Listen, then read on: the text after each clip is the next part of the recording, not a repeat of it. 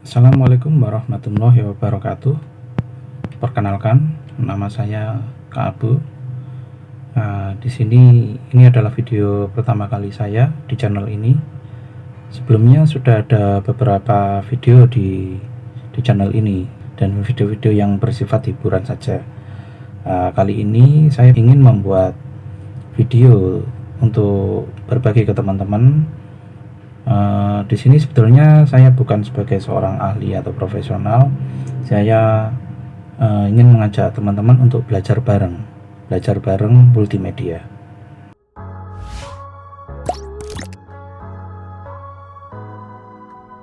Ya, kita langsung saja. Bagi teman-teman yang ingin belajar multimedia, ini tentunya kita memerlukan beberapa alat pendukung, terutama PC atau laptop. Untuk kali ini laptop atau PC yang kita gunakan itu tidak bisa sembarang PC atau laptop. Jadi biasanya kalau kita pakai laptop biasa khusus untuk pekerjaan kantor, mungkin kalau untuk mengerjakan pekerjaan multimedia bisa jadi pekerjaan itu tidak akan bisa lancar. Ya mungkin bisa sekedar dibuka atau mengerjakan, tapi untuk lebih lanjutnya biasanya kurang lancar atau patah-patah atau ngehang dan lain sebagainya. Di video kali ini kita akan belajar bagaimana mencari spek komputer atau PC itu yang bisa atau cocok untuk editing. Jadi jadi biasanya teman-teman itu kan ada yang pakai laptop dan ada yang pakai PC. Kurang lebihnya nanti kita akan belajar spek apa aja sih yang cocok untuk editing atau multimedia. Nanti mungkin saya tidak begitu menjelaskan tentang laptop, mungkin hanya sedikit saja. Kurang lebih laptop dan PC itu sebenarnya hampir sama, hanya beda bentuknya saja. Untuk secara spek dan lain sebagainya itu hampir sama. Yang pertama adalah kita bahas tentang laptop. Untuk laptop ini, jika teman-teman ingin mencari laptop untuk editing, itu yang perlu diperhatikan. Tentunya ini tergantung budget juga ya teman-teman. Bagi teman-teman yang memiliki budget tinggi, tentu mungkin nggak ada masalah. Tapi yang mungkin budgetnya menengah ke bawah atau pas-pasan, nah ini mungkin jadi agak problem ya. Soalnya rata-rata harga laptop atau PC untuk editing multimedia itu memerlukan spek yang agak lebih tinggi daripada untuk pekerjaan perkantoran. Ya, ini ada beberapa teman-teman. Di marketplace itu sudah banyak yang jual untuk laptop editing. Nah, ini yang perlu diperhatikan. Teman-teman jangan mudah tergiur jika melihat prosesornya. Biasanya ada yang menawarkan itu i7 untuk gaming, untuk editing. Tapi diperhatikan biasanya harganya cukup murah. Mohon maaf, ini bukan untuk menjatuhkan atau apa ya, kita hanya mengedukasi aja. Jadi nggak ada barang jelek atau bagus ya, ini hanya sebagai contoh saja ya teman-teman. Ya ini contoh ya, ini ada Lenovo i7 laptop murah gaming. Nah, coba kita buka aja teman-teman. Jadi kalau teman-teman nyari laptop itu ada laptop gaming, itu biasanya bisa teman-teman untuk editing. Jadi otomatis kalau laptop gaming itu speknya biasanya cukup bagus ya teman-teman. Ini prosesor i7, RAM-nya 4 GB, penyimpanan 500, VGA dan sebagainya. Nah ini biasanya ada yang menjelaskan, ada yang enggak. Teman-teman hati-hati, jangan tergiur i7 ya teman-teman ya. Jadi prosesor itu tidak hanya kategorinya i3, i5, i7. Nah, karena prosesor itu ada generasinya teman-teman. Nah, itu yang lebih penting. Jadi kalau meskipun i7 tapi generasinya rendah, itu masih kalah dengan i3 yang generasinya lebih tinggi. Jadi saya tidak melarang, tapi jangan mudah tergiur. Karena ini jika dibandingkan harganya cukup murah. Nah, biasanya yang dipakai adalah i7 generasi lama atau terendah. Nah, biasanya penjual tidak menuliskan. Nah, ini yang perlu digarisbawahi teman-teman ya. Coba kita cari lagi. Nah, ini contohnya teman-teman. Di sini prosesornya, ya ini contohnya teman-teman. Di sini prosesornya lebih rendah dari yang tadi. Ini hanya memakai i5. Nah, ini resolusinya lebih tinggi, lebih Full HD. Nah, ini lalu di sini ini dikasih penjelasan teman-teman. Ini generasi 10, generasi terbaru teman-teman. Jadi jika dibandingkan, meskipun i5 lebih rendah dari i7, tapi harganya wah jauh banget teman-teman. Nah, ini yang perlu diperhatikan teman-teman. i5 saja harganya segini teman-teman. Tadi i7 malah hanya 3 jutaan teman-teman. Nah, ini yang perlu diperhatikan. Jadi intinya mungkin kali ini untuk laptop saya tidak menjelaskan terlalu detail. Jadi nanti kita bahas di PC untuk spesifikasi yang lebih lengkap. Nah, kalau di laptop intinya sesuaikan budget teman-teman. Usahakan cari minimal yang i3 teman-teman, yang generasinya nggak terlalu rendah banget. Jadi generasi yang mungkin ke generasi 5 ke atas. Misal kok karena budget ya 4 lah, nggak apa-apa teman-teman. Lalu jangan lupa usahakan ada VGA nya teman-teman, minimal ya paling jelek 1 GB atau 2 GB teman-teman. Kalau lebih dari itu lebih bagus teman-teman, apalagi kalau layarnya sudah mendukung Full HD dan menggunakan penyimpanan SSD. Nah, selebihnya bisa disesuaikan dengan budget teman-teman. Ya, ini mungkin untuk laptop itu saja masukan dari saya teman-teman. Selanjutnya mari kita lanjut ke PC atau komputer teman-teman. Jadi untuk PC biasanya nanti PC itu kan juga macam-macam teman-teman. Kebanyakan PC itu rakitan dan kita bikin speknya sendiri teman-teman. Jadi kalau ingin membuat PC untuk multimedia atau editing, yang perlu diperhatikan kita coba ulas. Yang pertama yang perlu diperhatikan adalah motherboard. Nah, untuk motherboard ini kembali lagi ke teman-teman ya. Jadi kembali lagi ke budget dan kemampuan masing-masing. Kalau memang budgetnya tinggi ya nggak perlu susah-susah teman-teman. Tapi kalau budgetnya agak pas-pasan ya mungkin bisa diperhatikan. Dan yang rugi itu nanti kalau misal teman-teman salah untuk membuat atau merakit PC yang seharusnya teman-teman bisa pakai menentukan spek yang mungkin nggak terlalu mahal tapi bagus. Nah, itu yang perlu diperhatikan teman-teman. Jangan sampai spek yang Anda gunakan untuk multimedia ini Anda jadi salah pilih teman-teman. Yuk kita langsung bahas saja tentang motherboard. Nah, motherboard ini adalah komponen paling dasar teman-teman ya.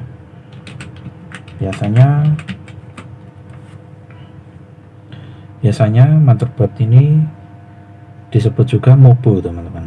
Biasanya teman-teman menyingkat jadi MOBO. Nah, untuk jenisnya motherboard ini dibagi jadi 2 seri teman-teman. Jadi serinya itu terdiri dari huruf dan angka teman-teman. Jadi kalau teman-teman perhatikan ada contoh ini.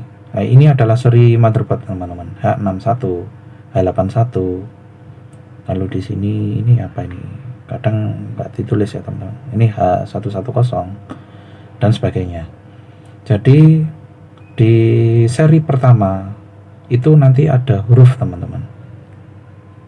Lalu di seri keduanya itu terdiri dari angka.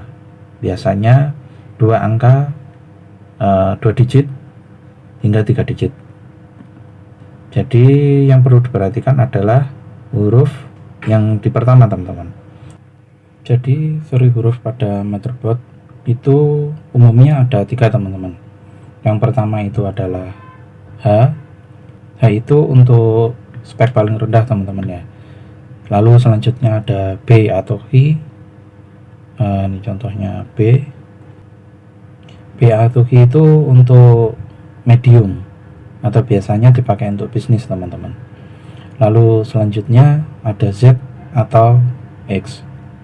Nah, itu untuk high end atau spek yang tertinggi. Jadi dari motherboard ini teman-teman nanti mungkin bisa mencari spek atau budget yang cocok untuk teman-teman ya. Kalau dari saya pribadi untuk H itu sudah cukup, teman-teman. Nah, nanti yang perlu diperhatikan itu adalah kode angka setelahnya. Jadi kode angka setelahnya ini menunjukkan generasinya, teman-teman. Jadi ada 61, puluhan dan ratusan, teman-teman. Itu yang perlu diperhatikan, teman-teman. Jadi kalau saran dari saya pribadi itu lebih baik kalau bisa pakai yang di atas seri 100, teman-teman. Seri 100 ini biasanya itu generasi untuk prosesor generasi 6 ke atas, teman-teman. Jadi speknya bisa lumayan kalau memakai seri angka yang di atas 100. Jadi kalau seri angka yang masih di bawah 100, 61 atau 81 itu masih generasinya masih ke 6 ke bawah. Generasi 4 atau 2 ini, teman-teman. Lalu biasanya kalau seri H ini, kalau yang terbaru ini serinya 400-an, teman-teman. Nah, coba kita lihat motherboard. Biasanya kalau untuk seri H itu tengahnya biasanya ada angka 1, teman-teman. Digit keduanya, teman-teman. Jadi ya 110, 310, 410 dan sebagainya. Lalu untuk B atau Q itu biasanya serinya ada yang angka keduanya itu 5 atau 7, teman-teman. Itu yang untuk seri Q. Ada beberapa seri H yang belakangnya 7. Itu biasanya chipsetnya itu hampir mirip, teman-teman. Kalau Z atau X itu biasanya 7, teman-teman, 6 atau 7. Jadi ini ada beberapa nanti yang berbeda tapi sangat jarang, teman-teman ya. Nah, jadi ini H410, teman-teman ya. Ini contoh H410. Ini generasi terbaru, teman-teman. Jadi kalau teman-teman ingin nyari motherboard yang murah tapi speknya tinggi, itu bisa cari yang kodenya atau generasinya digit pertamanya 4. Bisa pakai H410 atau B460. Nah, ini contoh kalau B460. Dapat B.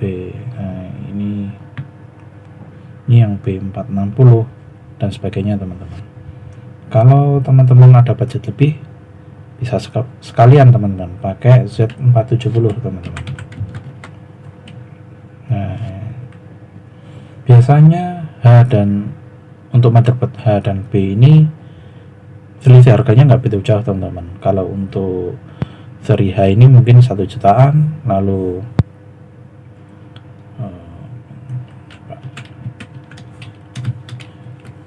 kalau H ini sekitar 1 jutaan, B 1,5-an. Nah, kalau yang Z ini sekitar, ya ini baru yang agak jauh selisih harganya, teman-teman ya. Itu 3 jutaan. Ada yang seri khusus itu sampai 10 juta ke atas, teman-teman. Jadi teman-teman sesuaikan budgetnya, teman-teman. Jadi kalau untuk generasi sebaiknya pakai yang terbaru, teman-teman ya. 310 atau 410, teman-teman. Generasi itu generasi 8 hingga 10, teman-teman. Lalu yang perlu diperhatikan untuk motherboard itu motherboard itu ada 4 jenis teman-teman. Ya, umumnya itu ada 2. Yang pertama itu mini ATX teman-teman. Biasanya kalau mini ATX,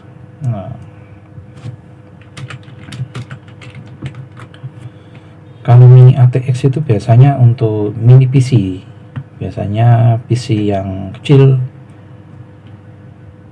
itu biasanya pakai mini ATX teman-teman. Nah, ini contohnya teman-teman. Ini contohnya ada mini ATX, lalu micro ATX, ATX dan IATX. ATX ini ATX standar teman-teman. Kalau yang ini Extreme ATX, E-nya itu Extreme biasanya. Nah, kalau mini itu biasanya itu dipakai untuk mini PC.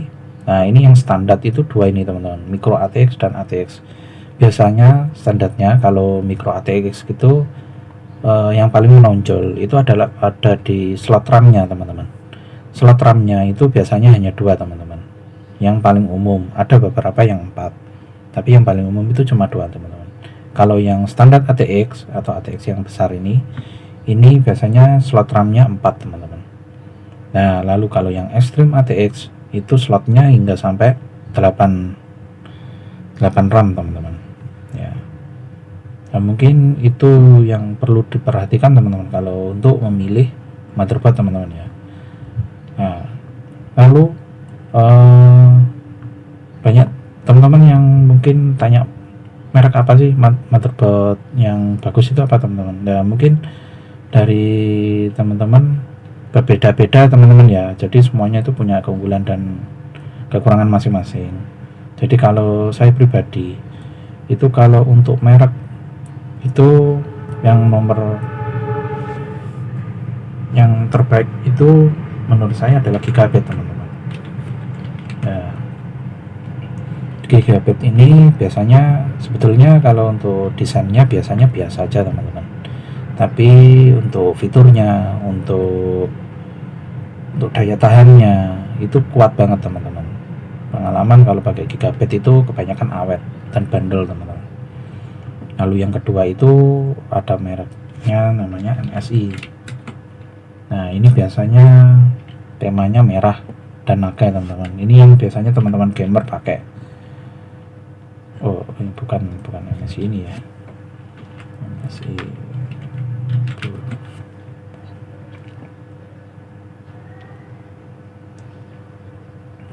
ini kan apalagi kalau untuk seri gaming teman-teman. Nah, ini bisa dipastikan motherboardnya kuat teman-teman. Lalu yang ketiga ini itu ada Asus teman-teman, itu yang sering dipakai juga teman-teman. Dan selanjutnya mungkin ya tinggal selera teman-teman ya, jadi mungkin ada yang kurang setuju ya silahkan. Ini kan menurut saya pribadi teman-teman. Lalu sebelum beralih ke prosesor, mungkin teman-teman ada yang ditanyakan, mungkin bisa saya jawab di video selanjutnya. Teman-teman tulis saja di kolom komentar teman-teman ya.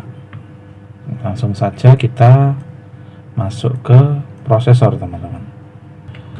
Nah, prosesor ini yang perlu diperhatikan itu adalah family-nya teman-teman. Jadi kalau teman-teman untuk budget tertinggi ya sudah bisa dipastikan cari yang tertinggi teman-teman, Core i7 atau Core i9. Kecuali kalau teman-teman yang mungkin budget yang terbatas, mungkin pakai family-nya i3 atau yang ke bawah teman-teman. Nah, di sini kalau untuk gaming, jadi kalau untuk family-nya prosesor sebetulnya banyak banget teman-teman, tapi yang umum saja teman-teman ya, itu ada 6 family teman-teman. Yang paling bawah itu adalah Celeron, lalu ada Pentium, lalu i3, i5, i7 dan i9. Untuk family prosesor ini biasanya terletak pada core atau thread-nya teman-teman. Jadi kalau untuk multimedia sebaiknya pakai i3 ke atas teman-teman. Tapi kalau mungkin ya minimal paling kepepet lah teman-teman itu pakai Pentium, itu masih cukup. Tapi kalau Celeron itu sudah nggak direkomendasikan teman-teman. Nah, jadi prosesor itu yang perlu diperhatikan. Lalu selanjutnya itu generasinya teman-teman. Jadi seperti yang dijelaskan di pemilihan laptop tadi, jika teman-teman nyari prosesor generasi family yang tinggi namun generasinya rendah, itu tidak disarankan teman-teman. Jadi sebaiknya lebih baik family-nya yang rendah tapi generasinya yang tinggi teman-teman. Jadi contoh yang paling standar yang mungkin pas di kantong itu i3 teman-teman. Nah, kalau i3 sendiri, kalau teman-teman tadi sudah milih motherboard, mungkin katakanlah motherboardnya H410. Nah, jadi mereknya bebas teman-teman, ada jadi Gigabyte, MSI, Asus itu ada mengeluarkan, biasanya kodenya sama teman-teman. Ada yang nggak mengeluarkan juga ada, jadi tergantung teman-teman. Tapi biasanya yang umum itu pasti semua mengeluarkan.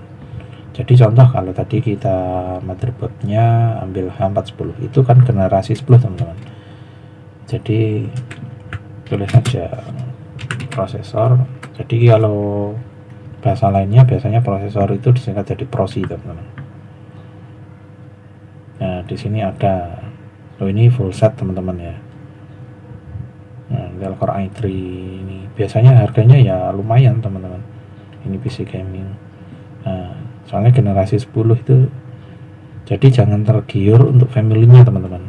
i7 tapi family-nya masih generasi 2, wah itu sangat sudah ketinggalan jauh sama i3 yang generasinya 10. Nah, ini maaf ini agak lemot teman-teman ya, gambarnya tidak keluar. Nah, ini masih sulit teman-teman ya. Nah, ini contohnya ini Core i3 generasi 10 teman-teman. Itu di sini nanti ada LGA-nya teman-teman. Teman-teman jangan lupa dicocokkan teman-teman ya. Jadi LGA ini berhubungan dengan soketnya di motherboard. Kalau sudah cocok ya, tapi kebanyakan kalau sudah versi generasinya cocok itu nanti LGA biasanya mengikuti teman-teman. Nah, ini Core i3 untuk, nah, kalau teman-teman budgetnya tinggi pakai i7 atau i9 sekalian teman-teman. Jadi ini masih i3 ini juga masih biasa teman-teman ya. Ya, buruk juga enggak. Nah, ini Comet Lake teman-teman ya. Ada yang harganya biasanya ini normalnya 1.8an teman-teman, ada yang 2 jutaan, tergantung teman-teman ya. Jadi teman-teman bisa cari harga terbaik teman-teman ya.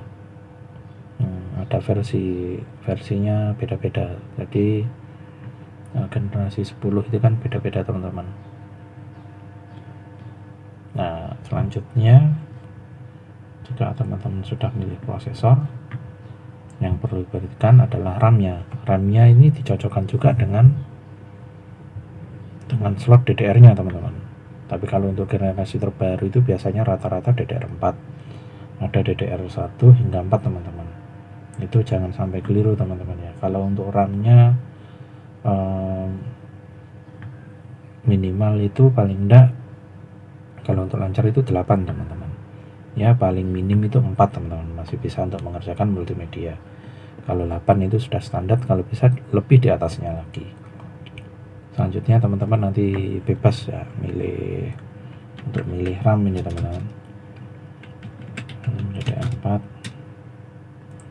DDR4 dan 3. Biasanya kalau dual itu lebih murah teman-teman. Misal 8 GB itu dipecah jadi 4 sama 4. Tapi lihat juga kalau teman-teman tadi milih motherboardnya slotnya hanya 2, jadi ya sebisa mungkin beli yang single aja teman-teman. Jadi suatu saat ingin upgrade bisa menambah teman-teman. Nah, apalagi kalau slotnya 4 bisa nambah lebih banyak. Jadi usahakan lebih single, jadi suatu saat ingin update masih bisa teman-teman. Lalu selanjutnya ya, kalau untuk perakit PC selebihnya sebetulnya bebas teman-teman. Ya, ini untuk storage-nya usahakan memakai SSD teman-teman. Biasanya kalau teman-teman ingin pakai SSD semua silahkan, kalau memang budgetnya banyak. Tapi kalau memang pas-pasan, itu usahakan ya minimal SSD untuk C-nya teman-teman.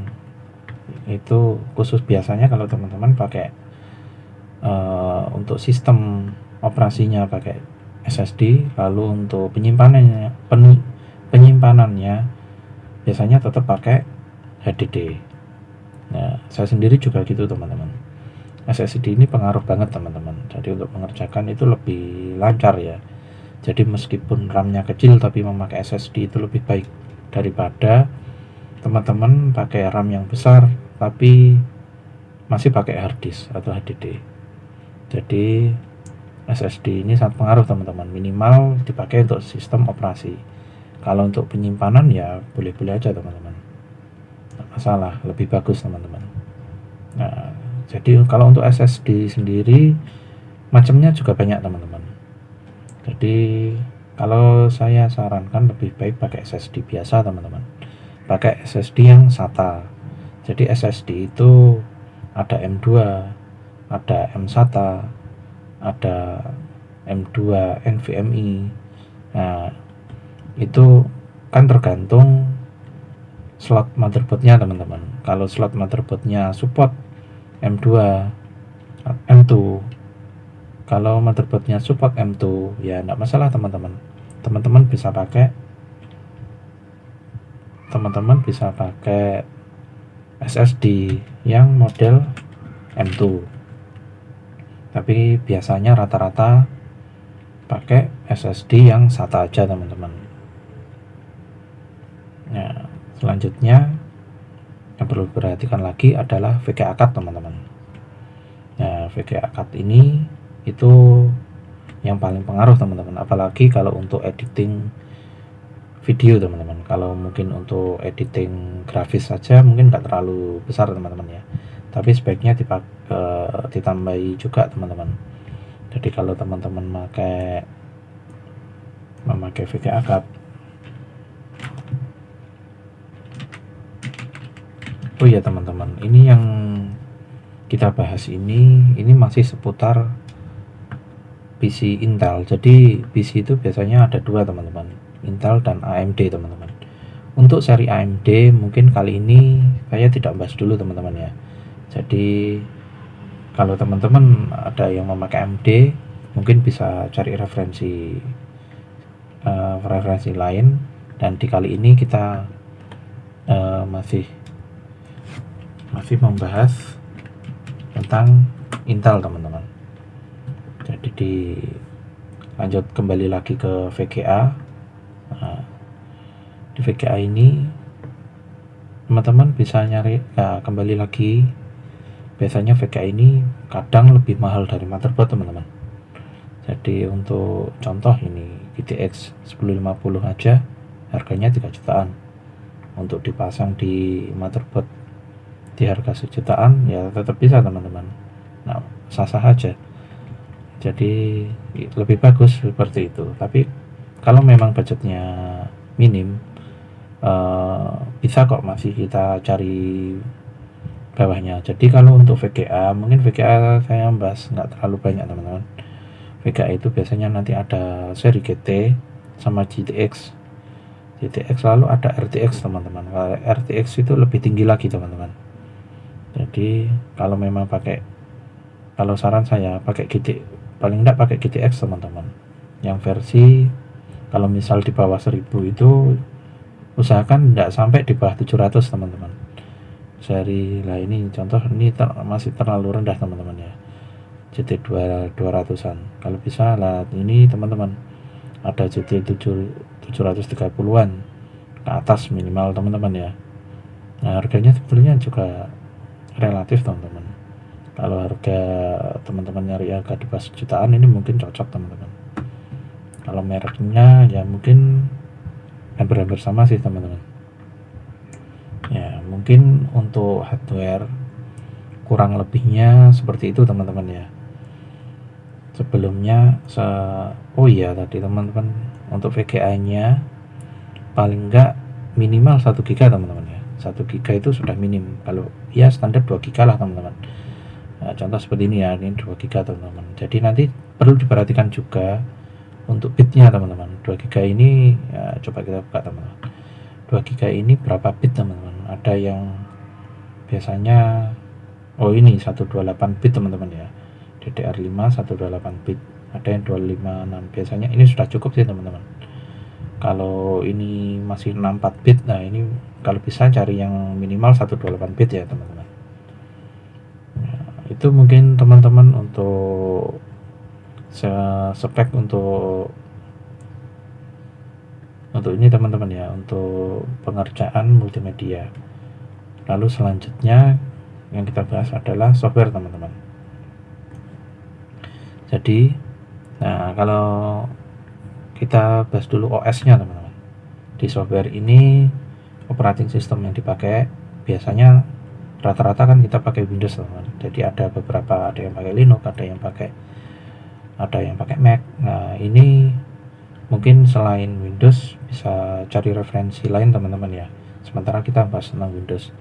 Nah, setelah hardware tadi sudah tercukupi, mungkin ada teman-teman yang tidak rakit PC baru, masih pakai PC yang lama mungkin. Nah ini teman-teman lihat dulu OS-nya teman-teman. Nah OS ini juga berpengaruh nanti untuk penggunaan software multimedianya teman-teman. Multimedia di sini yang kita bahas, yang sering kita pakai itu adalah Adobe teman-teman ya.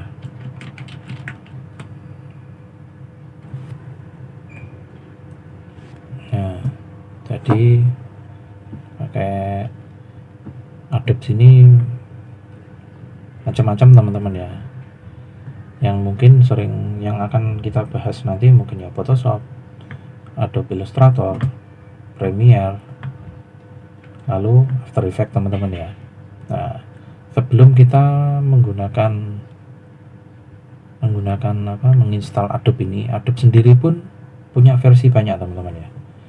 Jadi kalau teman-teman sesuai yang maksudnya, kalau teman-teman mau menginstal Adobe versi berapa yang cocok untuk PC atau laptopnya, itu bisa disesuaikan dengan versi Windows-nya teman-teman. Jadi kalau teman-teman memakai Windows 7, 8 atau 8.1, itu usahakan memakai yang versi CS teman-teman. Jadi CS itu biasanya ada CS1 hingga CS6 teman-teman. Kalau speknya cukup minimal 4 GB atau ke atas, pakai CS6 teman-teman. Itu kalau untuk 7 hingga Windows 7 hingga 8.1 teman-teman. Nah, kalau teman-teman pakai Windows 10, Windows 10 pun juga beragam teman-teman.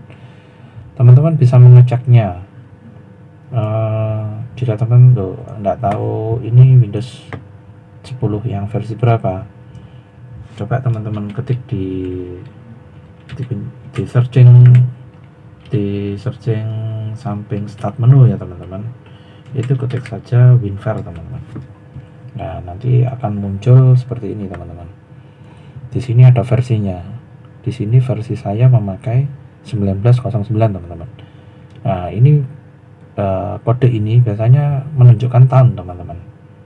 Jadi di 19 ini adalah tahun 2019 dan ini adalah bulannya teman-teman, tahun dan bulan teman-teman.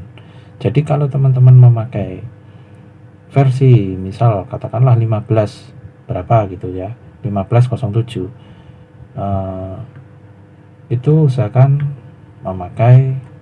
berarti memakai Adobe CC teman-teman. Adobe CC yang 2015. Ya itu kan akan lebih cocok teman-teman. Sebetulnya nggak harus pas teman-teman ya. Jadi mungkin kalau teman-teman versinya katakanlah 2018 memakai CC 2015 nggak masalah, atau memakai yang terbaru 2020 nggak masalah. Yang penting jangan terlampau jauh teman-teman.